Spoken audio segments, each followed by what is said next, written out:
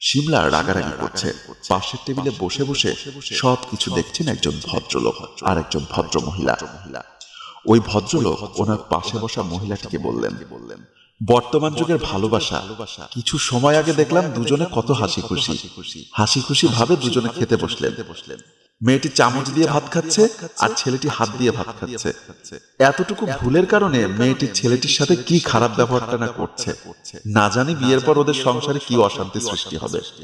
পাশে বসা ভদ্র মহিলা বলল, তুমি ঠিকই বলেছ, এমন সন্তান যেন আমাদের ঘরে আল্লাহ তাআলা না দেন। দুজনেই এভাবে কথা বলতে লাগলেন। শিমলা সাব্বিরকে বললেন, আজকের পর থেকে তুই আর আমার সামনে আসবি না। এ কথা বলে শিমলা ওখান থেকে রওনা দিল।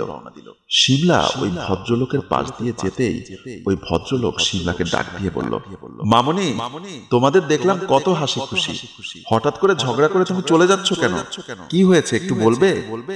শিমলা বলল, আঙ্কেল, আপনি বলেন, আমরা হলাম মডার্ন যুগের ছেলে মেয়ে, আমাদের তো খাওয়া দাওয়া চলাফেরা একটু স্মার্ট হতে হবে, তাই না? এই হোটেলে কেউ কি হাত দিয়ে ভাত খায়? আমি ওকে বারবার চামচ দিয়ে খেতে বললাম, ও আমার কোনো কথা না শুনেই হাত দিয়ে ভাত খাচ্ছিল।